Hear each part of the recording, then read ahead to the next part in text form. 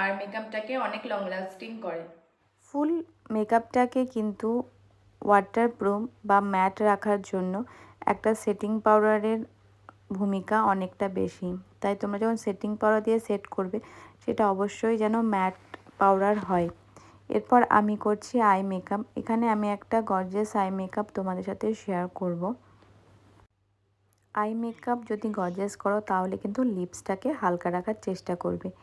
এবার ফেসটাকে রিশেপ করার জন্য আমি এখানে সিলসের একটা কন্ট্রোর প্যালেট ইউজ করছি, সেটা দিয়ে মুখে খুব ভালোভাবে ব্রঞ্জিং করে নিচ্ছি। আর সামারি মেকআপের ক্ষেত্রে কম্প্যাক্টের কিন্তু একটা বিশেষ ভূমিকা থাকে। তোমরা কম্প্যাক্ট ইউজ করে মেকআপটাকে ওয়াটারপ্রুফ করতে পারবে। এরপর ইউজ করে নেব হাইলাইটার আর সেই সঙ্গে লিপস্টিক। পিএসসির একটা সেটিং স্প্রে দিয়ে ফুল মেকআপটাকে সেট করে নিলাম।